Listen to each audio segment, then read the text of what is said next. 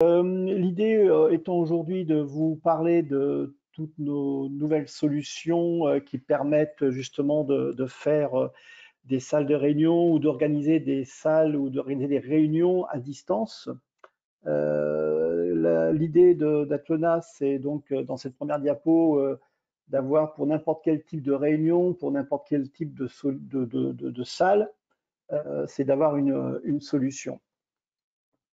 Alors, tac, voilà. Aujourd'hui, donc, avec. Alors, j'ai un message qui me dit que la caméra est fermée. Voilà, ça y est. Aujourd'hui, donc, avec ce qui nous est arrivé avec le Covid, beaucoup d'entreprises ont été obligées de modifier leur façon de se réunir, leur façon de travailler.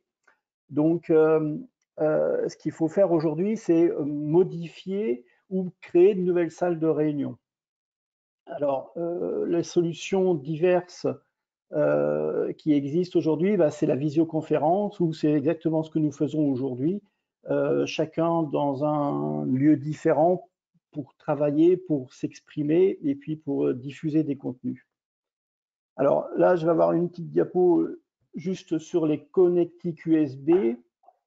Alors, ce sont ces trois types de connectiques que nous allons rencontrer sur nos produits Atlona ou sur les produits que vous allez devoir utiliser pour faire vos réunions, enfin pour faire vos animations. L'USB traditionnel qu'on connaît tous, qui nous sert à nous connecter avec un clavier, avec une souris, etc. L'USB Horst, dont nous avons besoin pour nous connecter, pour faire de la visio, pour faire de la conférence, qui avant était utilisée surtout pour des périphériques. Et puis cette nouvelle connectique qui s'appelle l'USB-C, qui remplace et qui va remplacer à terme toute la connectique traditionnelle qu'on connaît HDMI, avec de gros avantages.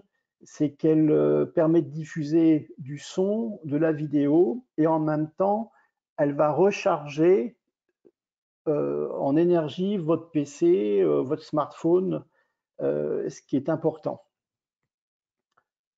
Voilà, alors là, nous allons, je vais vous parler maintenant de la gamme Omega.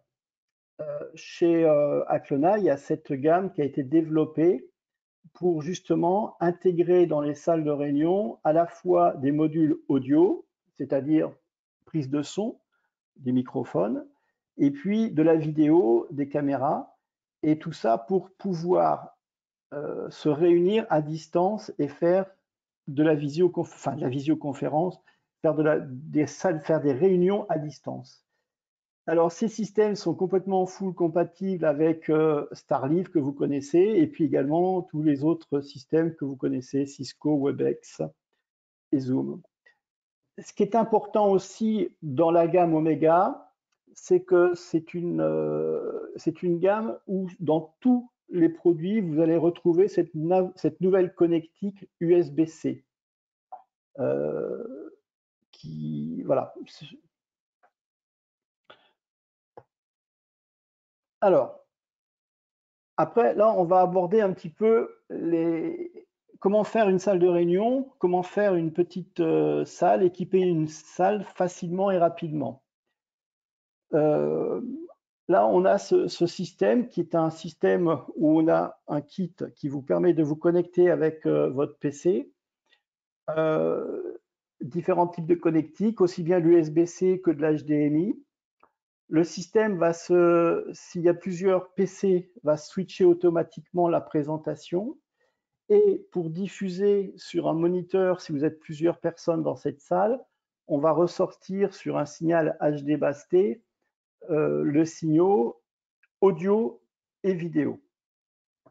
Alors, ce qui est intéressant dans ce système, c'est que c'est un système qui est automatique, qui contrôle l'affichage tout seul, où on n'a pas besoin de système d'automatisation pour mettre le système en route, c'est-à-dire que je me connecte, j'allume mon PC, le système se met en fonction. Je me déconnecte, le système s'éteint. Et si je peux ajouter un petit comment, là on voit un dessin avec c'est une salle de réunion avec un laptop qui est installé sur la table. Là, il est connecté sur un HDBaseT, un transmetteur. Le signal arrive sur le récepteur et finalement sur l'écran. Mais aussi, on a un petit PC. Alors, ça veut dire on a une installation Zoom Rooms sur un PC fixe qui est toujours utilisé si on n'a pas un laptop connecté. Ça veut dire le PC fixe, il reçoit la caméra qu'on voit là, une caméra USB, mais aussi le microphone qui est installé sur la table. Au moment où je connecte mon laptop avec un USB-C, c'est le laptop en fait qui reçoit toute la périphérique. Alors le caméra, le microphone et si jamais on a un écran tactile sur l'écran, oui, c'est possible aussi. Toute cette périphérique est envoyée sur le PC et ça, tout ça complètement automatiquement. Alors sans un système de contrôle, juste plug and play et ça marche. Avec les systèmes vidéoconférence qui ont besoin d'une PC fixe, mais aussi sur tout ce qui s'appelle soft codec qui tourne sur votre laptop. Voilà, merci Reto. Alors, et tout ça pour un budget d'environ 1 000 €. C'est là où c'est important, c'est qu'on peut modifier ou créer des petites salles, ce qu'on appelle huddle room, pour des budgets vraiment très minimes.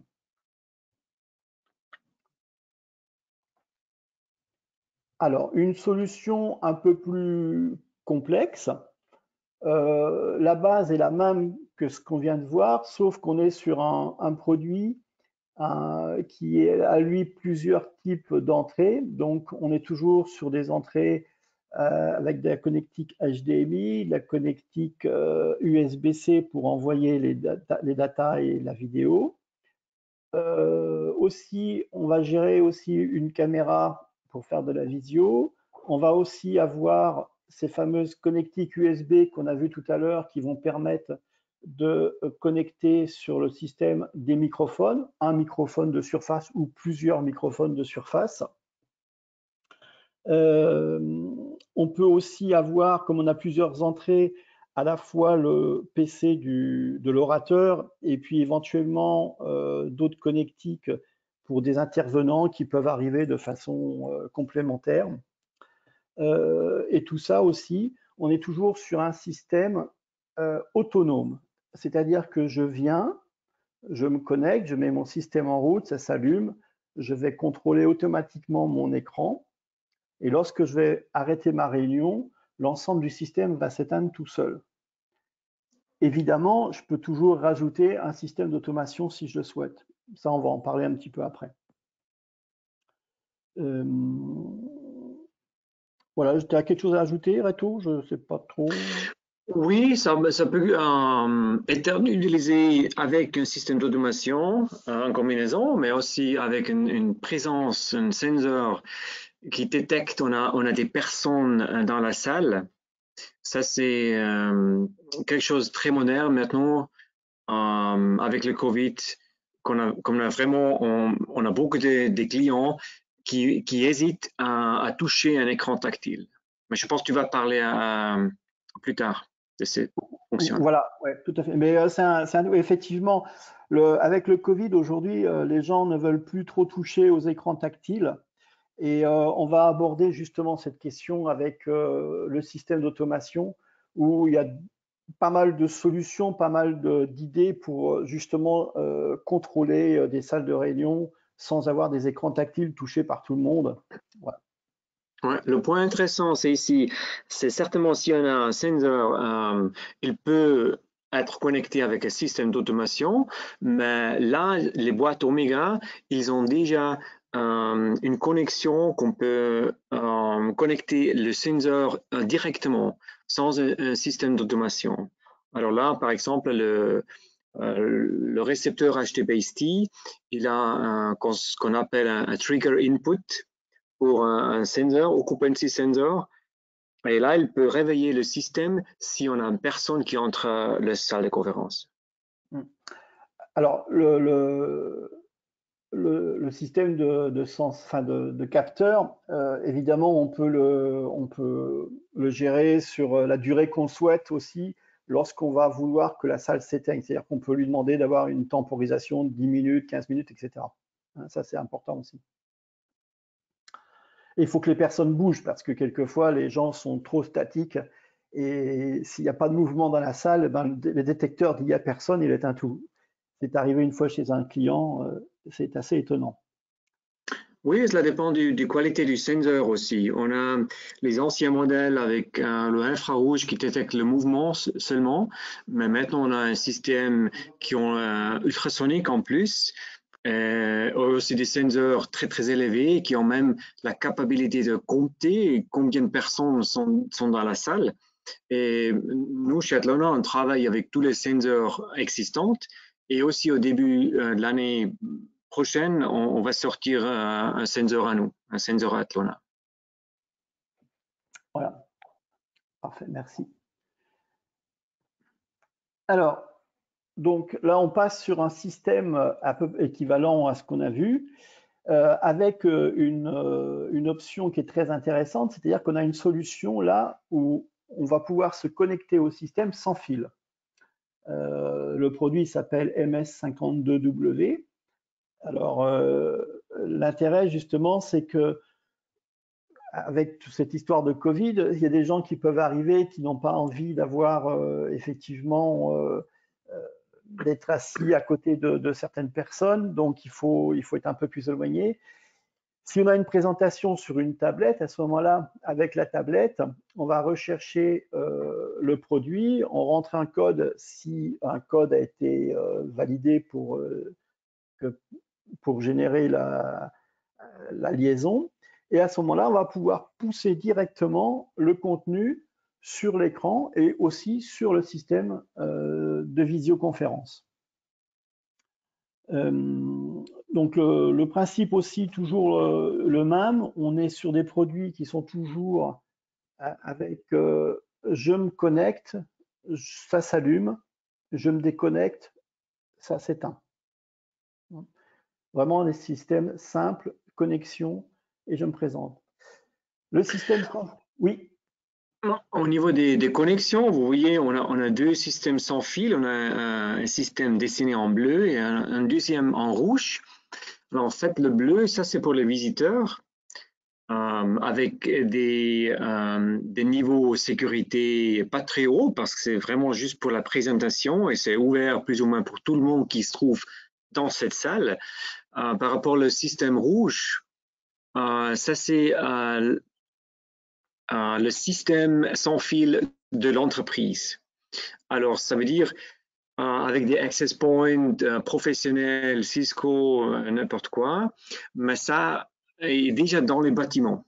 Par contre, les visiteurs, ils se connectent directement sur la boîte Omega MS52W qui a un access point intégré qu'on peut utiliser ou on peut l'éteindre comme on veut. Le système, en fait, a plusieurs modes d'opération sans fil, alors un access point intégré, ou il travaille avec une installation sans fil externe, existant de l'entreprise, ou les deux en même temps. Voilà. Évidemment, c'est compatible tout l'univers PC et forcément Apple. C'est pour ça qu'on a les petits logos Miracast, AirPlay et Google Cast. Important, un détail, on n'utilise pas un dongle, pas un bouton, et on n'utilise pas une app. En fait, on utilise le logiciel qui se trouve déjà sur votre tablette ou phone. Smartphone. Téléphone, oui, qui existe maintenant dans tous les systèmes. Alors pour Windows, c'est Miracast. Pour tout ce qui est Android, on utilise le Google Cast et certainement pour tout ce qui est Apple, c'est le AirPlay. Voilà. Oui, donc l'intérêt, c'est effectivement, on n'a pas un petit dongle à intégrer sur le PC et on n'a pas d'exe à télécharger, etc., à mettre sur son PC, sachant que dans de nombreuses entreprises, on ne peut pas installer des bouts de soft comme ça facilement. Ouais. En plus, vous voyez toute la périphérique USB sur le schéma. Alors, on a une caméra, on a un écran tactile, on a un speakerphone. tout est connecté sur le système et celui qui présente, il reçoit aussi toute la périphérique automatiquement sans une interaction nécessaire sur un écran tactile. Alors, le système a la capacité de fonctionner sans aucun automate, sans un écran tactile. Juste connecté et vous présentez et vous recevez toute la périphérique, n'importe que vous branchez par un fil ou sans fil. Oui, alors ce qui est intéressant, c'est ce que vient de dire Reto, c'est que on peut aussi, je pense notamment dans le cas de salles de formation, utiliser des écrans tactiles, touch display, pour justement montrer des croquis ou même dans l'éducation, par exemple, les amphithéâtres. Et cette interactivité-là va être effectivement, entre guillemets, passée et diffusée sur les gens qui reçoivent toutes les images, quoi. C'est-à-dire qu'on peut avoir une interopérabilité entre les écrans. Ça, c'est important aussi.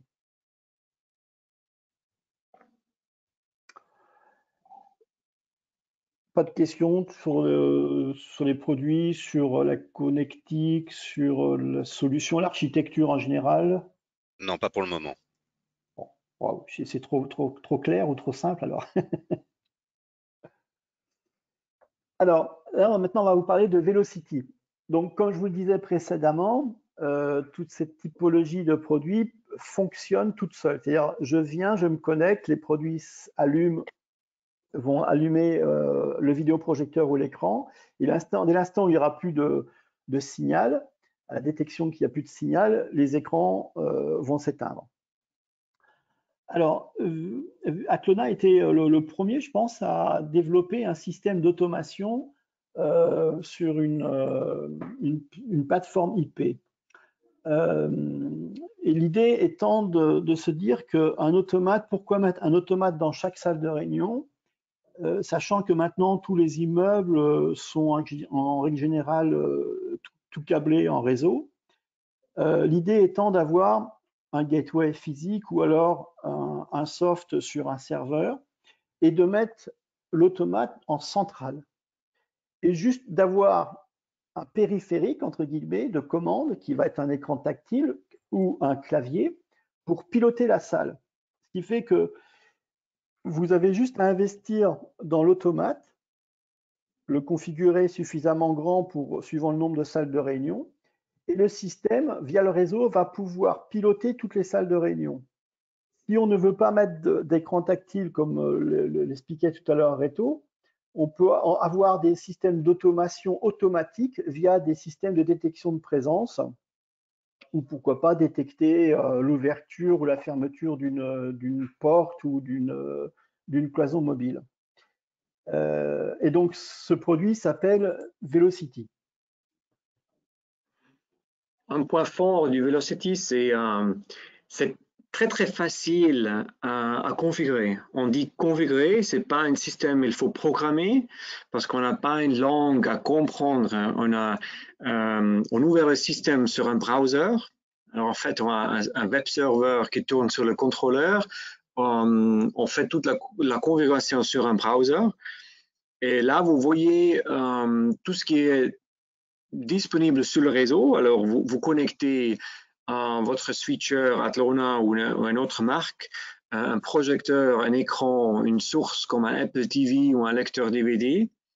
Tous les drivers sont déjà présents dans notre bibliothèque et vous rajoutez des éléments sur votre salle et vous configurez les entrées et les sorties. Le système vous offre une interface graphique automatiquement. Alternatif, vous avez aussi la possibilité de dessiner une interface à vous avec un éditeur graphique, avec tous les boutons, tous les macros, des variables. On peut aussi contrôler, en fait, si vous voulez contrôler un appareil qui n'est pas existant dans notre bibliothèque, c'est assez facile à créer un driver vous-même, si ce soit Telnet ou IP ou RS232. Et aussi, on a commencé de contrôler des produits sur le réseau. Ça veut dire si l'appareil répond sur une communication IP ou si une certaine température ou un horaire des lampes dans un projecteur est en dessus d'une certaine limite, le système vous envoie une alarme ou ça change un bouton qui était vert avant, après le bouton est rouge, si on a trop des horaires sur les lampes. Tout ça, c'est possible avec Velocity. Vous voyez, ça inclut le Atlona Management System, AMS. Ça, c'est un système management qu'on voit toutes les boîtes, on voit tous les firmware, les adresses IP, les adresses MAC, on peut faire du firmware upgrade, un management complet qui est déjà inclus sur le Velocity. Alors, en fait, c'est inclus sans frais supplémentaires. Voilà. Et puis aussi le système de réservation de salles. Oui, on a une interface avec Microsoft, ça veut dire Outlook, Exchange et Office 365. On a une interface sur Google G Suite. Et aussi, vous avez une possibilité d'utiliser le système offline avec une tableau Excel.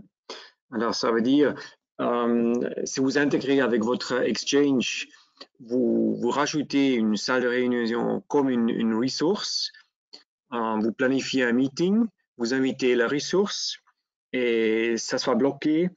Et aussi, on fournit des panneaux tactiles, alors panneaux d'organisation devant la salle. Et là aussi, on peut voir quelles salles dans le bâtiment sont disponibles. On peut bloquer immédiatement pour 15 minutes, 30 minutes, comme on veut, et ça bloque la salle de réunion. Voilà, exactement. L'autre intérêt du système Velocity, c'est que c'est un système complètement évolutif. Quand vous allez acquérir un gateway Velocity ou le soft, vous allez choisir un module pour faire 3 salles de réunion, 10 salles ou 20 salles. Et si vous avez par exemple le système 20 salles et puis que 6 mois après, le client veut faire 4 ou 5 salles complémentaires, il faut juste racheter une licence et votre système va être upgradé automatiquement. Il n'y a pas besoin de racheter des modules à chaque fois pour rajouter. Ça, c'est aussi quelque chose qui est très souple à gérer. L'autre intérêt aussi de Velocity, c'est comme je vous disais, donc on peut gérer une salle de réunion via un écran tactile, via un clavier, mais aussi via une tablette ou via son smartphone. Il suffit de télécharger l'interface utilisateur, ce qu'on appelle l'IHM, et à ce moment-là, vous rentrez dans une salle et vous pouvez piloter le son, vous pouvez gérer votre vidéoprojecteur. Ça, c'est une nouvelle fonction qu'on a rajoutée avec le Covid, parce que les visiteurs hésitent de toucher un écran tactile. Alors, ce qu'on peut offrir, c'est en fait, on met un QR code sur, ce soit l'écran tactile de contrôle ou c'est sur l'écran de scheduling, alors le room booking. Là, on a un QR code. Alors, chacun peut arriver avec son téléphone portable, il scanne le QR code et il reçoit le système de contrôle sur son téléphone portable. Voilà. Là, je suis passé pendant que Reto vous expliquait sur la diapo suivante qui vous montre justement un écran de réservation ou qui va générer effectivement un QR code que vous pouvez scanner et que vous pouvez utiliser. Là, c'était juste l'interface de réservation de salle avec donc ces LED qui sont intégrés à l'écran. Donc, vous comprenez bien que quand c'est vert, c'est que la salle de réunion est libre. On peut le passer à l'orange pour dire attention, dans 10 minutes, il faut libérer la salle ou dans 10 minutes, la salle va être réservée. Et puis, lorsque vous avez les LED en rouge, c'est que la salle est occupée. Oui, l'application, vous voyez là, ça c'est l'interface Zoom qu'on a dessinée. Ça c'est pour contrôler un PC, si vous avez Zoom Rooms. avec un écran de contrôle du Velocity. Vous pouvez contrôler votre zoom complètement. Ça inclut les contacts, tous les meetings, et aussi on peut faire une Zoom meeting ad hoc. Ça veut dire on tape le numéro et on utilise le PC Zoom Rooms sans aucune souris ou clavier. On a aussi une intégration pour Cisco Webex, le Cisco RoomKit. Alors là, normalement, le client, il a déjà acheté le Cisco, le Touch 10, le 10 pouces écran tactile, mais quand même, on peut l'intégrer avec Velocity. Si Velocity est nécessaire pour contrôler un switcher, par exemple, parce qu'on a beaucoup de sources, normalement, le système Cisco, il offre une seule source, mais si on a un switcher Atlona dans la salle, on peut connecter beaucoup des laptops, des sources, des PC fixes, comme on veut. Et aussi, on utilise Velocity pour contrôler la lumière, les rideaux, les écrans, mais tout est contrôlé par l'écran tactile qui est fourni par Cisco. Voilà. Ce que je voulais dire aussi, c'est que l'automate donc qui est sur le réseau va forcément piloter tous les appareils qui sont mis sur le réseau. C'est-à-dire que si votre vidéoprojecteur a une entrée réseau, on va le piloter directement via le réseau. Mais il est évident que si vous avez un écran électrique, l'écran électrique, il n'est pas pilotable en réseau. Et à cette fin, Aclona a des interfaces réseau RS232, réseau contact sec pour générer des commandes sur les stores, sur les écrans électriques. Et puis infrarouge aussi, si vous avez effectivement des télévisions ou certains produits un peu anciens qui n'ont que des codes infrarouges, on a donc ces petites interfaces qui permettent de piloter et de gérer les appareils en infrarouge, en RS232 ou en contact sec. Qu'est-ce que je voulais ajouter d'autre? C'était donc voilà. Alors, ce qui est important aussi, c'est que Reto organise en français, puisque vous avez compris qu'il parle français, des formations qui durent à peu près une journée et demie sur comment configurer Velocity. Si demain matin vous avez un projet avec du Velocity, on peut facilement vous donner un coup de main. Reto se déplace de façon exceptionnelle pour aider les partenaires sur leur premier gros projet. Je peux peut-être parler un petit peu de la formation Velocity, Reto, si tu veux. Oui, alors certainement, sur une formation comme ça, on peut toucher tous les produits qu'on a, toutes les interfaces ou les contrôleurs. On a aussi une version de contrôle qui est software uniquement. Là, on fait un système qui c'est en fait un site, un campus avec plusieurs bâtiments. Dans chaque bâtiment, on a des étages. Dans les étages, ça se trouve les salles.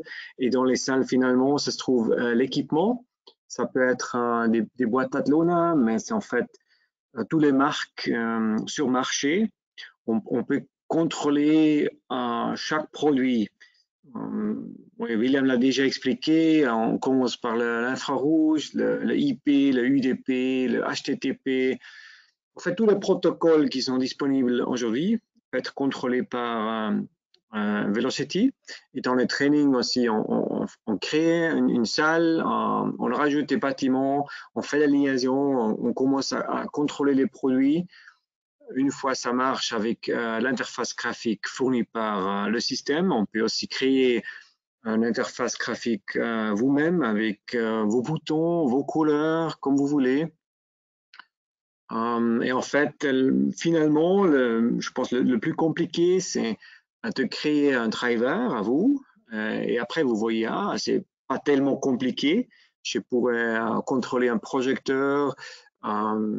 Je peux lire les horaires des lampes d'un projecteur. Je peux lire un certain état d'un autre système, un air condition, un chauffage, un système vidéoconférence, un visualizer. En fait, oui, on peut contrôler tous. Et si vous avez un certain projet dans votre tête, vous êtes invité à demander des questions et on peut commencer à en travailler ensemble. Tout à fait, voilà.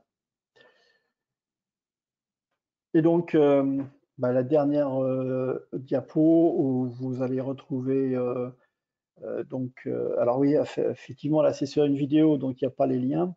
Ce que tu peux peut-être donner, c'est que 2-3 exemples d'intégration que tu as faites. Je pense par exemple ce que tu as fait à Melbourne, ce que tu as fait en train de faire en Allemagne sur des systèmes des salles de réunion ou qui intègrent des salles de réunion en visio ou des salles de réunion pures et dures.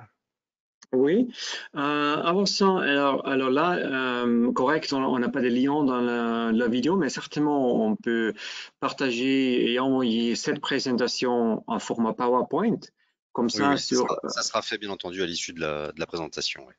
Ah, parfait, oui, c'est bon. Merci Vincent. Alors, juste pour revenir, Omega, ça c'est une famille de produits pour tout ce qui est HTBaseT et transmission USB dans les salles de conférence. Velocity, ça c'est notre système de contrôle et management. On a des white papers pour chaque produit, Velocity, mais aussi OmniStream, qui est AV over IP, avec sur IP. Et qu'est-ce que sont les avantages d'utiliser un système avec sur IP? William a déjà dit en Melbourne, on a une très grande installation avec plus de 400 endpoints. Ça, c'est une université. Ils ont vu que pour eux, c'est certainement un avantage d'avoir la capacité de diffuser chaque source sur le campus. S'ils ont un professeur très très bien connu qui arrive sur le campus, ils veulent en fait distribuer son présentation sur chaque bâtiment, même dans la lobby, sur l'entrée, même dans le restaurant, sur les écrans où ils ont normalement le menu du jour. S'ils ont un événement très très important qui se passe, ils diffusent cette présentation sur chaque écran dans le bâtiment. C'est très impressionnant, cette installation. Après, Building Zoom Rooms, oui, on a déjà expliqué, on a créé l'interface de Zoom Rooms qui est disponible maintenant dans Velocity. Alors, chaque écran tactile, si ce soit un écran tactile de Atlona ou même un autre produit, un téléphone portable, un iPad, peut contrôler le Teams, mais pas seulement le Zoom Room, mais aussi le bâtiment, alors la lumière et tous les autres équipements qui sont disponibles dans le système. Et après, oui, Velocity et Cisco Téléprésence, ça dépend du client. Certaines entreprises, ils ont standardisé sur Cisco. Et là, ils reçoivent toujours le 10 pouces écran tactile de Cisco. Mais le fonctionnement du système Cisco est certainement, il a un focus sur la vidéoconférence. Mais si on rajoute Velocity en plus, on peut aussi l'utiliser comme un automate pour tout ce qui est bâtiment. Alors la lumière, les jalousies, tout le son, tout le commutages des signaux. On peut ajouter des boutons, mais on doit avoir un système comme Velocity derrière pour en fait exécuter toutes ces commandes. Ce que Cisco ne peut pas faire, dans ce cas, Cisco c'est juste l'interface graphique, mais derrière toute l'intelligence, c'est par Velocity. Voilà. J'ajoute que là, vous avez 2 produits qui ont été développés pour Cisco et Rooms, mais si demain, il y a un gros projet qui se fait avec Leaf, il est évident que Retos fera un plaisir de développer des interfaces spécifiques. Ce que je veux dire par là, c'est que comme Aclona est une société américaine et Cisco et Rooms sont très présents et étaient parmi les premiers à développer des petits systèmes, entre guillemets, ou des gros systèmes pour faire du télétravail ou de la visioconf. la priorité a été donnée à ces deux marques. Mais comme vous le disiez tout à l'heure, Reto, il y a toujours moyen et c'est toujours notre volonté de développer des interfaces pour des produits nouveaux ou des nouvelles solutions. Oui, exactement. Et j'ai déjà eu le feedback de plusieurs clients. On est très, très vite et agile. Si on a un certain besoin et on a un projet qui est derrière, alors oui, on regarde ensemble qu'est-ce que c'est nécessaire à développer et on le fait en très, très court temps. Voilà. Donc, Vincent.